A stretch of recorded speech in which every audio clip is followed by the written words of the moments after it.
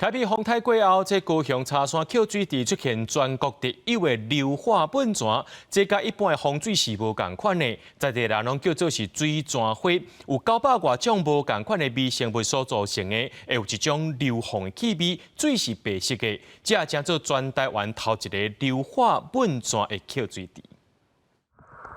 透过影像通看到，伫水底有白白亲像羽毛的物件，因为水流海咧，这就是硫化涌泉。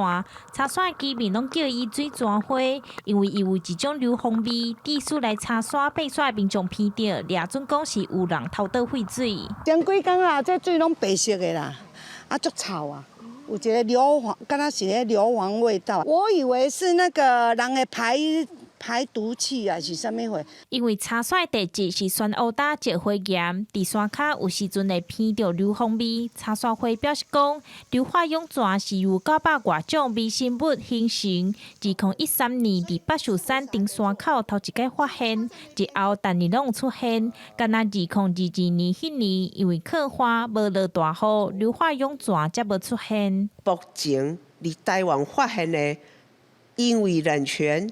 因为微生物的聚集而产生的硫化涌泉，敢若目前研究较周全的，敢若茶山下骹这个尔。水利局表示讲，今年因为凯比风台地下水渗出来，甲硫化物、有机物等等拢揽做伙，加做这种特殊的硫化涌泉。根据水利局调查，茶山地方地水质拢正常。岩层里面的硫化物、有机物、混合物等物质带出来，产生个复杂的变化，形成有浓浓的硫化氢味道的硫化涌泉。 茶山会总干事表示讲，茶山硫化涌泉甲一般的温泉花无共，便若落大雨，就会顺地形流去茶山地方地，也加做当地特殊地景。记者钟义辉、邱昭勇高雄报道。